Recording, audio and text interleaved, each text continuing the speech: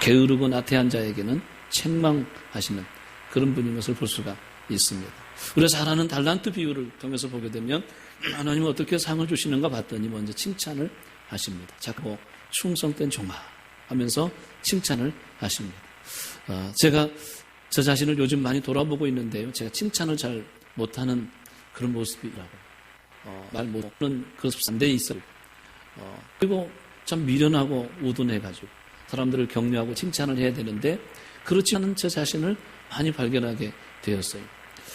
제가 최근에 읽는 책 중에 하나가 사람을 세워라 하는 책을 읽고 있는데 거기 보게 되면 사람을 세우는 데 있어서 중요한 한 부분이 있는데 그 사람을 격려하고 칭찬해야 된다 하는 그런 점들을 제가 많이 도전받고 있는데 우리 하나님이 상을 주실 때 어떻게 하시는가 봤더니 칭찬하고 계시는 것을 볼 수가 있습니다. 착하고 충성된 종아 하고 칭찬을 하셔요. 그런 다음에 어떻게 상을 주시는가 봤더니 내가 너에게 더 많은 것을 맡기리니 달란트 비유에서 상이 더 많은 것을 맡긴다고 하고 계셔요. 사랑하는 성도 여러분, 우리에게 많은 일이 있습니까?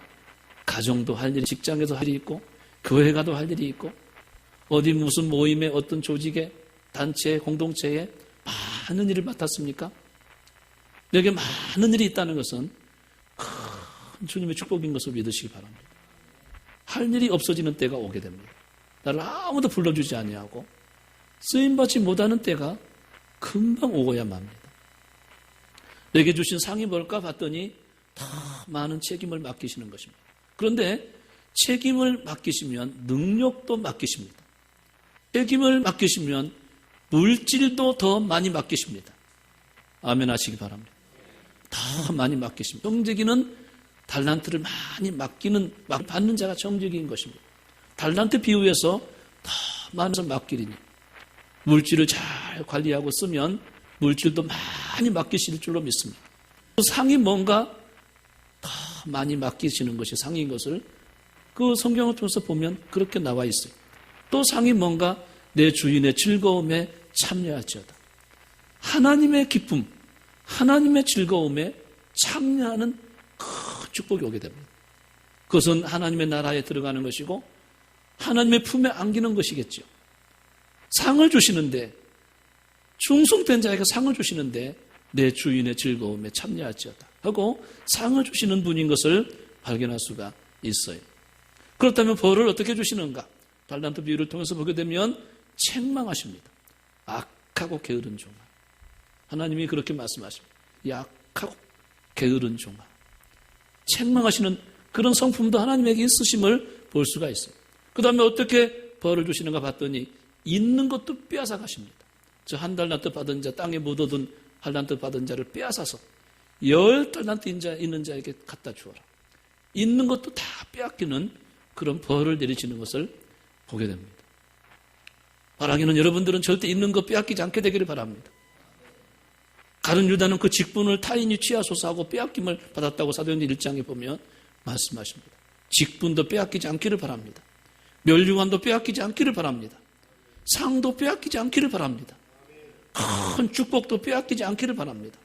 여러분들은 이미 축복을 받기로 결정된 사람입니다. 아브라함의 복을 받기로 이미 약속된 자인 것입니다.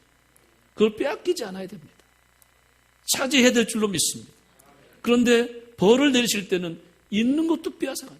저 한 달란트 받은 자, 게으르고 악하고 게으른 종이 땅에 묻어두고 충성하지 않으니 빼앗아서 10달란트 있는 자에게 갖다 주어라 하시는 책망이 떨어지는 것을 볼 수가 있어요. 그 다음에 어떤 책망이 주어지는가? 저 바깥 어두운 데 내어 쫓으라. 마지막 책이 있는 것을 말씀하고 있습니다. 이렇게 상벌을 주실 때에는 예외가 없습니다. 크고 놀라운 축복으로 상을 주시든지 아니면 가차 없이 처벌을 하시든지 하나님은 그런 분인 것을 성경을 통해서 만나볼 수가 있습니다. 오늘 본문에서 사도 바울은 전도자가 받는 화와 전도자가 받는 상이 무엇인가를 오늘 말씀해 주시고 있습니다. 바울 사도의 신앙생활을 보게 되면 이렇게 표현을 했습니다. 운동장에서 다름질하는 자가 다 달아날지라도 상 얻는 자는 하나이니 너희도 이와 같이 상을 얻도록 다름질하라. 그렇게 신앙관을 가지고 다름질하는 신앙생활을 하고 있는 것을 발견하게 됩니다. 가을이면 우리가 운동회를 하지 않습니까? 지금은 운동의 풍습이 다 좀 옛날 그런 풍습이 없어져가지고 아쉽기는 합니다만, 우리 어렸을 때는 운동회가 동네 잔치, 몇 단위 잔치예요. 전 동민들이 와가지고 함께 응원을 하고 정백으로 나눠져가지고 하루 종일 축제가 벌어지는 것이 운동회지 않습니까? 운동회 때 다름질을 해가지고 1등하고 그러면 연필 한 자루씩 타고 공책 한 자루 받으면 그게 얼마나 큰 상이 되는지 1년 동안에 그 다름질 해가지고 상 받으면 정말 기분이 좋았던 거 아닙니까? 열심히 연습했는데 가다가 넘어져가지고 상 못 받으면 아주 기분이 나빠가지고 점심도 안 먹고 짜증만 내고 그렇지 않습니다. 이 상 받는다는 게 얼마나 기분이 좋은지 몰라요. 우리의 신앙생활이 그런 자인 것을 사도 바울은 설명하면서 상 얻는 자는 하나인 줄 알지 못하느냐. 너희도 얻도록 이와 같이 다름질하라. 마치 신앙의 경주자가 경주하는 것처럼 신앙생활을 했다고 바울 사도는 그렇게 말씀하고 있어요. 뿐만 아니라 자기에게 맡겨진 사명이 있는데 면류관 받기 위해서, 주님 앞에서 상 받기 위해서 전심전력, 진력을 다한다 하고 바울 사도가 그런 고백이 있는 것을 성경을 통해서 우리는 많이 만나보게 되는 것입니다. 이런 사도 바울이 고린도 교회에 편지하면서 전도자가 받는 상이 있다, 전도자가 전도하지 않을 때 받는 화도 함께 있다 하는 말씀으로 오늘 같이 말씀하고 있는 것을 발견하게 됩니다. 그렇다면 먼저 전도자가 받는 화는 어떤 화, 어떤 벌을 받게 될 것인가? 오늘 16절 말씀 보니까 바울은 이렇게 고백합니다. 내가 복음을 전할지라도 자랑할 것이 없으면 내가 부득불할 일입니다. 내가 만일 복음을 전하지 아니하면 오히려 내가 화가 내게 있으리로다 하는 고백을 하고 있어요. 여기 내가 복음을 전할지라도 자랑할 것이 하나도 없다. 왜냐하면 내가 부득불할 일입니다. 이 전도라는 것은 영혼을 향해서 구원을 선포하고 예수님을 증거하고 그를 통해서 하나님 앞으로 그에게 하나님 앞으로 돌아와서 생명을 얻도록 하는데, 이 전도의 미련한 방법을 통해서 사람들을 구원하시기를 하나님은 기뻐하신다는 거예요. 천사를 보내가지고 하나님이 독단적으로 너 이리 와 하고 충분히 하실 수 있는 하나님이신데, 전도라고 하는 아주 미련한 방법으로 저 아프리카 어디 세계 오지에도, 미전도 종족 국가에도 거기에 한 사람이 가서 복음을 전해야만이 그 영혼을 구원하시기를 기뻐하시는 이 미련한 방법을 하나님 선택하셨다는 거예요. 그것을 누구에게 맡겼느냐? 예수 믿어 구원받는 사람들에게 그 사명을 맡기시고 주께서 엄히 명령을 하시고 계시다는 거예요. 그래서 우리가 복음을 전할지라도 자랑할 것이 하나도 없는 것은 우리가 부득불 그런 일을 해야 된다는 그런 의미입니다. 예수 믿는 사람들은 주의 은총으로 구원받은 것입니다. 십자가의 은혜로 값없이 구원받은 것입니다. 그런데 그런 사람에게 주시는 하나님의 뜻이 있는데, 그 구원받은 성도는 반드시 하나님의 뜻대로 살라고 하는 삶의 원칙을 제시해 주고 있겠습니다. 내가 구원받았기 때문에, 천국 시민권을 가진 자이기 때문에 하나님 뜻대로, 하나님 말씀대로 살아야 되는 삶의 원칙을 우리에게 주시고 계셔요. 우리는 생각해도 성경적인 생각을 해야 됩니다. 가정을 이끌고 가도 하나님 말씀에 입각해서 가정을 세워나가야 될 줄로 믿습니다. 어떤 생각을 하고 어떤 결정을 하고 어떤 방향을 가지고 나아갈 때도 이것이 성경인가, 이것이 성경적인가 하는 점을 생각하고 구분을 해서 여러분의 삶을 뚜벅뚜벅 그 걸음을 향해서 달려가셔야 됩니다. 성경이 아닌데 내 생각을 가지고 내 판단을 가지고 가로 걸어가는 것은 구원받은 성도가 해야 되는 삶이 아니라고 말씀을 하십니다. 과연 나는 성경적인가? 하나님 말씀대로 나는 살고 있는가? 계속 점검을 하셔야 됩니다. 이것이 구원받은 자에게 주시는 제2의 아름다운 삶의 모습인 것입니다. 우리 하나님 말씀대로 살아서 손해본 거 있습니까? 절대로 그렇지 않습니다. 거룩한 삶이 됩니다. 영광스러운 삶이 되는 것입니다. 존귀한 자가 되는 것입니다. 하늘에 올려지게 되는 것입니다. 살수록 살았는가? 그럴 겁니다. 말씀을 떠나 살기 때문에 비방받는 것입니다. 그래서 하나님은 우리에게 구원받은 사람에게 그런 삶을 제시하고 계세요. 거기다가 플러스 알파가 있는데 우리에게 주신 사명을 감당하라고 말씀하십니다. 다 그릇을 만드는 목적이 있다고 하십니다. 어떤 그릇은 금그릇, 은그릇, 질그릇, 돌그릇 다 그릇이 있는 것입니다. 내게 맞는 사명이 있는 것이 성경에서 말씀하는 하나님의 뜻인 것을 보게 돼요. 근데 성도에게 주신 사명이 뭘까? 크게 두 가지로 나눌 수 있습니다. 교회를 섬기는 것, 은사를 받아가지고 은사에 따라서 교회를 섬기는 것과 하나는 세상에 나가서 복음을 증거하는 것. 이 크게 분류했을 때 성도에게는 공통적인 사명이 있는데 교회 섬기는 사명, 복음 전하는 사명이 있는 줄로 믿습니다. 그게 아멘을 하세요. 아멘. 여러분들에게 이 명령을 주님이 주신 것입니다. 사명이라는 것은 그냥 해도 되고 안 해도 되고 하는 것이 사명이 아닙니다. 성경에서 가르침대로 말하면 생명 걸고 생명조차도 귀한 것으로 여기지 아니하고 그 사명을 감당해야 됨을 말씀하고 있는 것입니다. 누구의 명령인데? 주님의 명령이기 때문에. 주님은 그냥 우리에게 적당히 안 해도 되고 하는 것을 말씀하실까요? 절대로 그런 분이 아니십니다. 우리에게 맡겼다는 것은, 우리에게 사명을 주었다는 것은 목숨 걸고 진력해서 끝까지 마지막 순간까지 사명을 감당하다가 주님 하라고 하신 일을 다 하고 왔습니다. 예수님처럼 십자가 지시기 전날 밤에 기도하실 때 아버지께서 내게 맡기신 일 다 하고 테텔레스타에 다 이루었다고 그렇게 말씀하는 것처럼 우리가 한평생 살아가면서 우리에게 주신 사명이 있는데 생명 걸고 그 사명을 이루고 오라고 하신 주의 명령인 것이, 그 사명을 감당하지 않을 때 벌을 내리시고 야단을 치시고 꾸중을 하시고 책망을 하시는 분이 주님이신 것을 성경에서 말씀하고 있는 거죠. 우리가 말을 타고 달리는데 이 말이 달려야 되는데 안 달리면 그 말을 어떻게 합니까? 채찍을 때리는 거죠. 이 말은 달려야 되는데 달리는 말도 채찍을 때리는데 안 달리고 있으면 그냥 사정없이 채찍을 때리는, 이 말은 달려야 되는데 그냥 우두커니 앉아서 버티고 있으면 말에게는 뭐가 필요합니까? 채찍이 필요한 것처럼 주의 사명 감당하지 않고 머물러 있으면, 게으르고 나태하고 있으면 주님이 주시는 것이 있다면 채찍과 몇 밖에 더 있겠느냐는 거예요. 그것이 오늘 본문에서 말씀하는 전도자가 받는 화인 것을 오늘 말씀을 통해서 볼 수가 있는 거죠. 그러면 어떤 화가 있을까? 제가 성경적으로 묵상하면서 찾아봤을 때 첫 번째, 예수 믿는 사람이 전도하지 않을 때 미치는 화가 뭐냐면 성령 충만하지 못한 그리스도인으로 전락하고 만다는 거예요. 이것이 우리에게 주시는 주님의 책망이에요. 영적인 책망을 하셔요. 영적인 책망. 여러분, 우리에게 가장 큰 축복은 영적인 은혜를 충만히 받는 거예요. 성령 충만 받는 거예요. 그게 우리에게 주시는 큰 축복이에요. 우리에게 믿음의 축복을 강하게 주시는 거예요.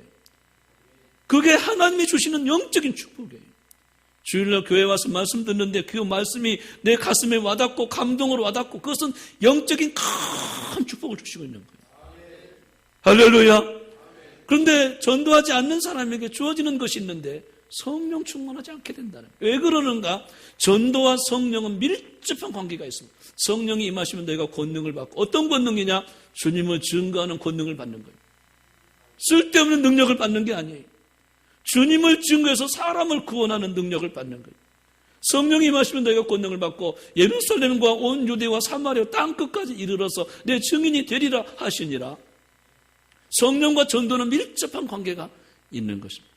성경에 보기에는 성령 충만한 사람이 전도하게 되고 성령 충만해서 전도하게 되면 더 충만해지는 그런 시너지 효과가 계속 있는 것을 말씀하고 계시는 거예요. 성령님은 활동성을 가지고 있습니다. 한번 따라서 성령님은 활동성이십니다. 가만히 계시는 분이 아니세요. 우리 아이들 보면 막 움직이잖아요. 아이들은 가만히 있으라고 하면 그건 벌이야. 아이들은 막 움직이게 돼 있어요. 예배 시간도 아이들은 움직이게 돼 있는 거거든. 이게 활동성을, 성령님이 그런 활동성을 가지고 계세요. 어떻게 활동이 되느냐? 성도들로 하여금 봉사하고 전도하고 활동하게 만드신다는 거예요. 근데 우리가 그 봉사하고 전도하지 아니하면 성령의 활동성이 다 감동이 식어버리게 되는 것이. 바라긴 우리 성함의 성도님들은 내게 맡겨진 봉사의 일이 있거나 내게 맡겨진 영혼 구원의 일이 있을 때 끝까지 즐겁게 기쁨으로 사명을 감당하시기 바랍니다. 아무리 힘들어도 끝까지 참으시기 바랍니다. 할렐루야. 끝까지 참고 견디고 그 일을 끝까지 해냈을 때 열매가 있는 것입니다. 울며 씨를 뿌리는 것이, 눈물을 흘며 씨를 뿌리는 게 신앙생활이에요. 거저 먹는 게 하나도 없어요. 성경에서는 반드시 고통의 십자가가 있다고 말씀했어요. 해산의 수고가 있어야 아이를 출산하는 것처럼 하나님의 방법이 그래. 하나님의 방법은 반드시 십자가 져야 돼요. 눈물과 희생이 필요한 거예요. 그런 다음에 주님이 주시는 축복이 있어요. 그래서 우리에게 주어진 전도나 봉사가 힘들어도 끝까지 하는 거예요. 참고 견디고 하는 줄로 믿습니다. 그러면 거기에 열매가 있을 뿐만 아니라 성령님이 기뻐하셔요. 그리고 성령으로 충만케 되세요. 이것이 성도에게 주시는 얼마나 큰 축복인지 몰라요. 그러나 전도하지 않으면 충만함을 다 잃어버리게 되는 거예요. 우리가 한번 테스트 해보게 되면 내가 성령 충만하지 못했을 때 우리가 어느 정도 타락할 수 있는지, 예수 믿는 사람이 어느 정도 침체가 올 수 있는지 여러분 스스로 경험해서 아실 거예요. 한없이 추락하고 맙니다. 형편없이 추락하고 맙니다. 아무리 예수 믿는 사람이라도 상상도 못하게 형편없는 사람이 돼버리고 말아요. 밖에 버려져 짓밟힘을 당하는 만일은 소금이 되고 말아요. 성령 충만함을 잃어버렸을 때 예수 믿는 사람 같지가 않아요.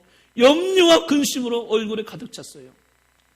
좀 도무지 믿음이 없어요. 하나님을 인정하는 마음이 없어요. 그러니 어떻게 교회 생활이 재밌을 수 있겠어요? 어떻게 사명을 감당할 수 있겠어요? 성령 충만함을 잃어버리면요, 가장 깜깜한 사람이 되어버리고 마는 거예요. 무서운 책망이 아닐 수가 없어요. 사랑하는 성도 여러분, 여러분은 그런 거를 안 받게 되기를 축원합니다. 얼굴이 빛나기를 바랍니다. 아멘, 아멘. 충만하게 어떤 어려움이 오든 나는 이길 수 있다고 당당한 그리스도인이 되기를 바랍니다. 다니엘도 을의 입장에서 저 바벨론에게 끌려갔는데 거기서도 큰 소리치고 나는 왕의 진미를 먹지 않겠다. 채소만 먹겠다. 얼마나 당당해요. 하나님이 그에게 다니엘에게 10배의 지혜를 주시고 얼굴이 윤택하게 만드시고 뛰어나게 올려주시니까 총리가 되고, 할렐루야! 예수 믿는 사람이 그래야 되는 거 아니겠어요? 성령이 역사하시면 못할 것이 없는 능력의 사람이 되는 줄로 믿습니다. 하나님의 나라는 말에 있지 않고 능력이 있는 것이, 할렐루야! 그 능력이 뭔가 성령이 역사하십니다. 성령이 역사하는 게 능력이에요. 그런데 전도하지 못하니까 다 잃어버리고 그 상을 잃어버리고 만다는 거예요. 앞으로 실험을 해보세요. 매주일마다 전도지 10장이라도 한번 돌려보세요. 정말 하나님 축복하실 것입니다. 큰 은혜 받을 줄로 믿습니다. 이런 벌이 있다는, 성령 충만하지 못한 그리스도는 전락하고 만다는. 또 한 가지 벌이 있어요. 또 한 가지 벌이 있는, 제가 찾아보니까 요한복음 15장에 보게도 예수님이 나는 참 포도나무, 내 아버지는 농부다. 따라합시다. 예수님은 참 포도나무시요, 하나님 아버지는 농부시다. 그렇게 말씀하세요. 나는 참 포도나무. 어느 제가 운전하고 시내 가보니까 어느 병원이 있는데 참 포도나무 병원 있더라고. 아, 저분은 예수 믿는 분이구나. 제가 금방 알 수 있어요. 참 포도나무 병원. 이 포도나무인데 그것도 앞에 참자가 붙었어. 그냥 포도나무가 아니라는 거지. 참이라는 것은 true, 진실로 아멘, 아멘이라는 게 붙어 있잖아요. 참 포도나무 병원. 아이고, 병원이 참 병원이 되기를. 예수님이 참 포도나무인데 그를 기르시는 농부가 누구시라고요?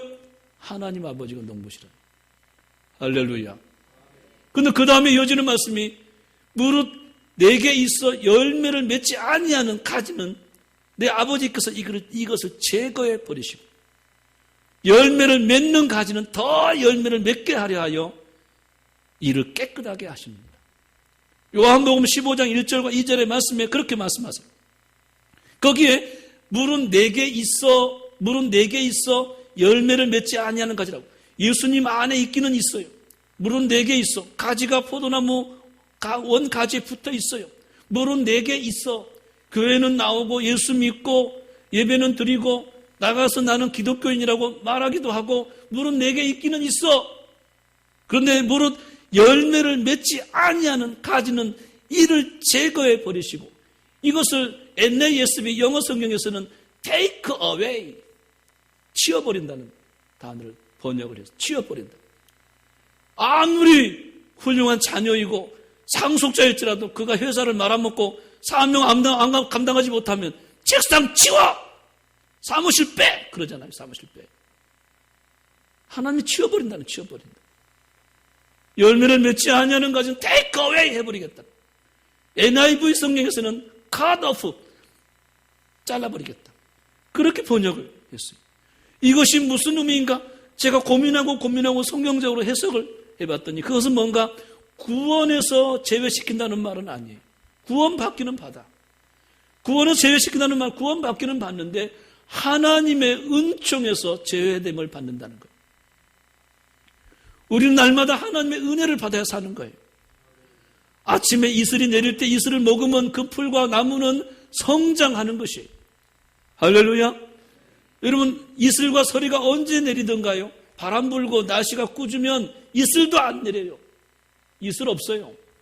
잠잠하고 밤에 날씨가 좋았을 때 밤에 풀잎에 이슬이 맺히고 서리가 맺히고 그래요. 여러분, 우리 마음에 평안하고 잠잠할 때 하나님의 은혜가 내리는 거예요. 은총의 이슬이 내리는 거예요. 그 은총의 이슬을 먹고 자라고 백향목까지 성장하고 발육하고 번성하는 거라고 말씀하세요. 하나님이 우리 이슬 같게 하신다고 호세아 13장에 말씀하세요. 그런데 그 은총에서 제외된다는 거예요. 이를 테이크어웨이 하시고 은총을 받지 못하게 하실 것이다. 뿐만 아니라 농부 되신 하나님이 열매를 많이 맺어야 돌봄과 사랑을 베푸는데 열매가 없으니까 농부 되신 하나님의 돌봄과 사랑을 받지 못한다는 거예요. 얼마나 슬픈 일입니까? 농부가 포도나무를 가꾸고 돌봐줘야 되는데 열매가 없으니 돌봄과 사랑이 없다는 거 아니겠어요? 여러분, 우리 성도들은 하나님의 돌보심이 필요합니다. 하나님의 사랑이 필요한 것이에요. 거기서 제외된다는 거예요. 뿐만 아니라 우리는 다 약속된 축복이 있습니다. 아브라함의 복을 받게 돼 있습니다. 물론 예수 안에서는 다 그 복을 선포되고 있습니다. 할렐루야. 그 복을 받도록 돼 있는데 그 모든 약속된 축복에서 제외된다는 말이에요.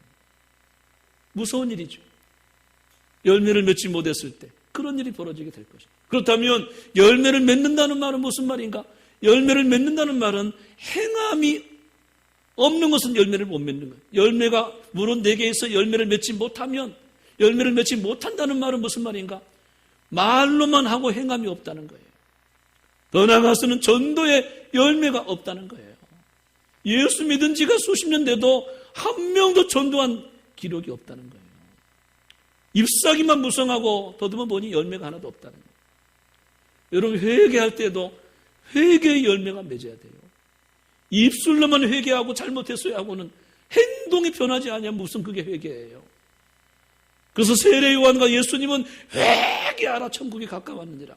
너희가 회개에 합당한 열매를 맺지 아니하므로 도끼가 이미 뿌리에 놓여서 이 열매 맺지 않은 나무마다 찢겨서 불에 던지리라. 마태복음 3장에 보니까 그렇게 말씀했어요. 회개도 합당한 회개의 열매가 있다는 거예요. 제가 요즘에 하나님 앞에 새벽마다 회개하고 있어요. 제가 어떤 점이 잘못한지 하나님 알게 해주시고 깨닫게 해주시고 수없이 눈물로 하나님 앞에 고백하고 회개하고 제가 모든 건 내려놓고 회개하고 모든 내 인간적인 계획과 포기 모든 것 포기하고 내게 맡겨진 성도들 돌보고 사랑하고 영혼 구원하고 그 일만 해야 되겠다. 그러는 회개하는 중에 제가 요즘 깨닫고 있는데요. 뭐를 깨달았느냐면 내가 사도행전 20장에 있다가 깨달았는데 사도 바울은 밀레도에서 에베소 장로들에게 그렇게 말을 했어요.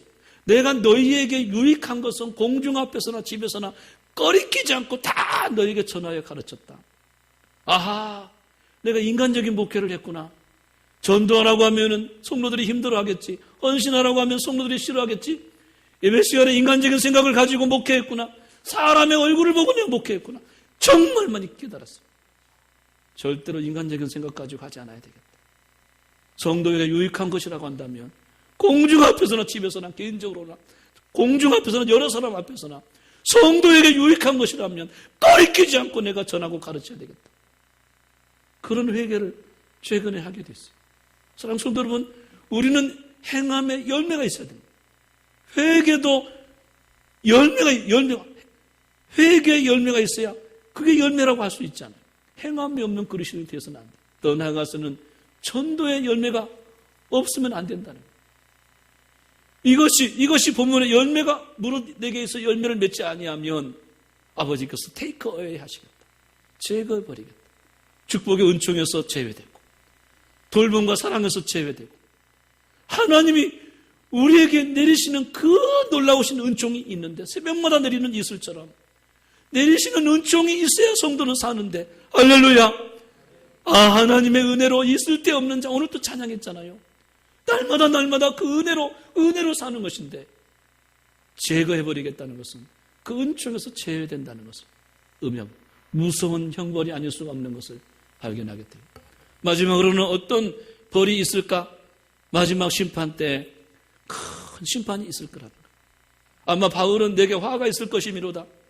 내가 복음을 전하자면 내게 화가 있을 것이미로다. 이것은 최후의 심판 때를 염두에 두고 했다고 할 수가 있겠어요. 에스겔서 3장 17절 말씀 보니까 에스겔 선지자에게 하나님이 내가 너에게 이스라엘 백성의 파수꾼으로 세웠노라. 나를 대신해서 내 말을 그들에게 깨우치라. 만일 어떤 사람에게 너의 죄 때문에 망하리라 말한다면, 죽으리라 말한다면, 빨리 가서 나를 대신해서 그 영혼을 깨우치고 그가 말로 설득해서 그 악한 길에서 떠나서 생명을 얻게 하라.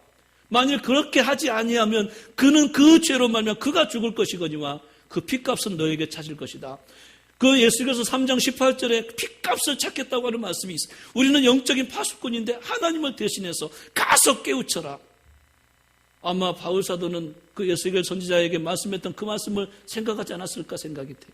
내가 만일 복음을 전하지 아니하면 내가 화가 있을 것이다. 마지막 최후 심판 때 큰 책망이 있을 것이다. 그런 의미라고 할 수가 있습니다.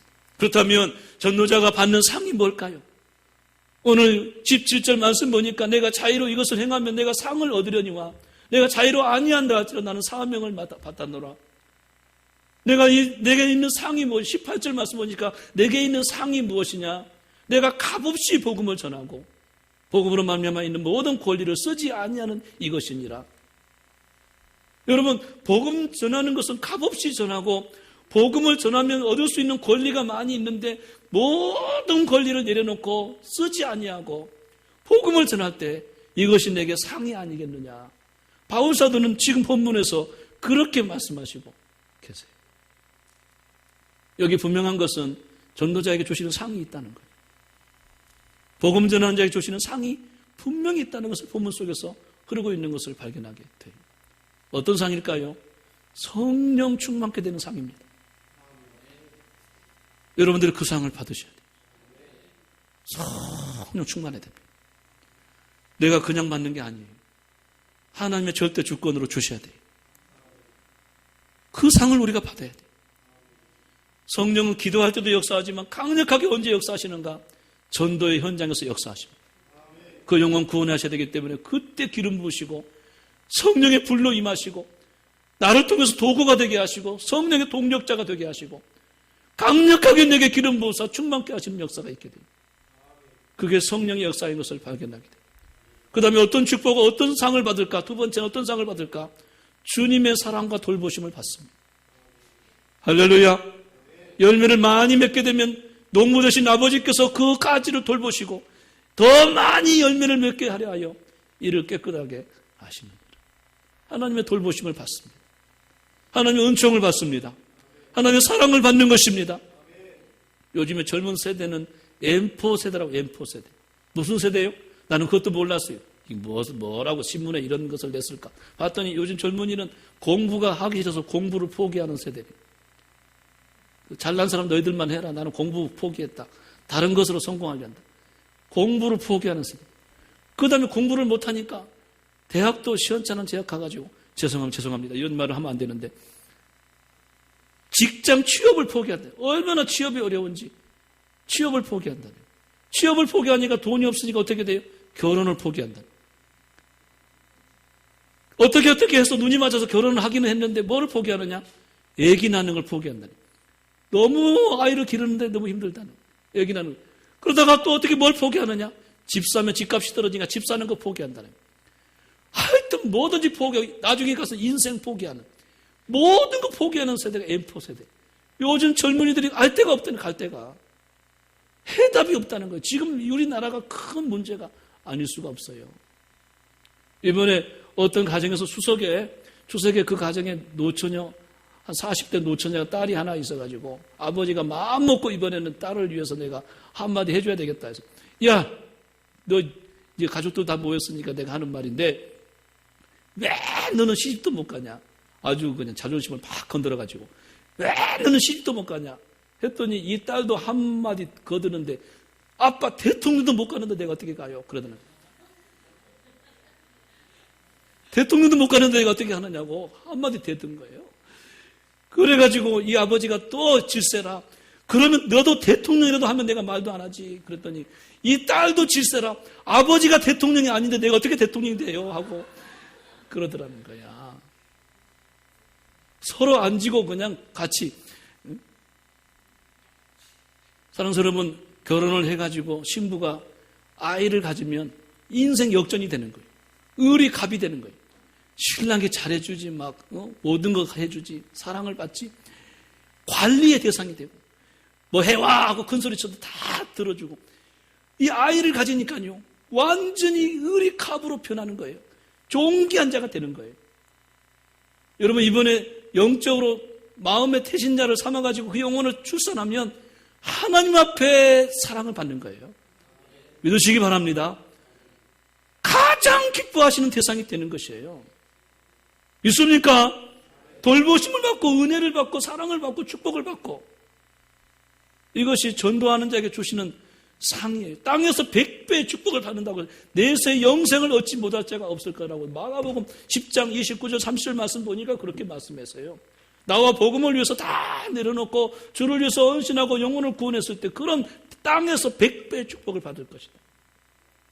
전도를 많이 했던 예수님의 제자 베드로를 보세요. 제가 로마를 갔더니 베드로 성당이 있는데요.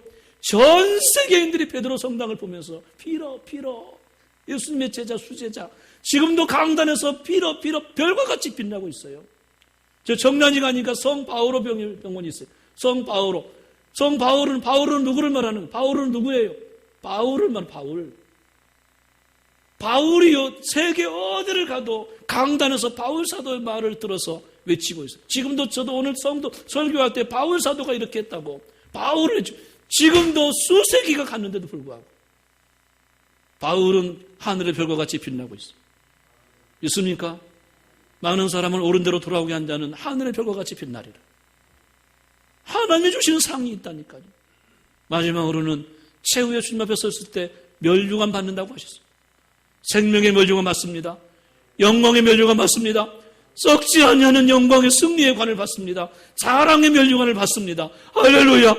성경 전체에서 우리에게 주시는 상이 있는 것을 말씀했어요. 이 말씀을 맺습니다.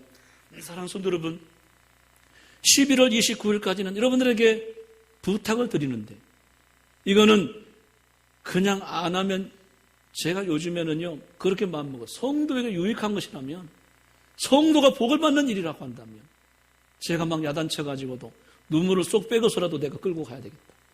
그런 생각을 했어요. 그게 맞습니까? 들립니까? 그게 목회자가 할 일이에요. 아시겠죠? 제가 야단을 안 치고 막 그러니까요. 이게 목사가 직무유기. 할 일을 못하고 이게 못된 목사가 됐더라고요. 인간적인 목회를 하고 있더라고요. 사랑하니까 야단치는 거예요. 따라서 사랑하니까 야단친다. 인간적인 목회를 하고 있어요. 제가 하나님 앞에 크게 회개했어요. 11월 29일까지는 전도하는 생각만 하세요. 아멘도 별로 안 하시네. 언제까지요? 자나깨나 아침에 일어나면 오늘 누구를 전도할 것인가? 언제까지? 11월 29일까지. 때를 얻든지 못 얻든지 핑계대지 말고 어떻게 하면 내가 한 명 전도할 것인가? 죽어가는 영혼 내가 주님을 주님 만나기 위해서 전도할 것인가? 한 번 전도의 열매를 맺어서 이 가을에 나무들도 열매를 맺잖아요. 얼마 전에 친구 목사가 은행을 두 봉지를 주었어. 은행을 두 봉지를 주었어. 교회 앞에 은행나무가 있는데 은행나무가 엄청나게 열렸다는 거예요. 그냥 처음에는 문자로 은행 털로 우리 교회와 은행 털로 우리 교회. 무슨 은행을 털라고 할까? 이거 도둑을 만들려고 했다. 그리고 나중에 은행 턴다는 말이 그 말이 아니고 은행나무를 이렇게 껍질을 까가지고 하는 게 보통 일이 아니다네. 그래가지고 은행 두 봉지를 가져왔는데 작년에는 그냥 줬는데 올해는 무슨 선교에 쓴다나 뭐 하나 한 봉지에 얼마 해가지고 돈을 받겠다고. 그래서 그냥 냈다 주고 말았어요. 그냥 줄 줄 알았더니 그냥 돈을 받고 준다고. 그걸 주었죠. 여러분, 그 하찮은 은행나무도 수없이 열매를 맺죠. 그런데 하나님 백성인 여러분들이 한 해가 가는데 이 추수의 계절에 잎사귀만 무성하고 열매가 없어서 되겠어요? 열매가 없으면 되겠어요? 아시겠죠? 회개의 열매도 맺고 있습니까? 한 해가 가기 전에 전도의 열매도 맺고 열매를 맺어서 주 앞에 드린다면 큰 상을 받을 줄로 믿습니다.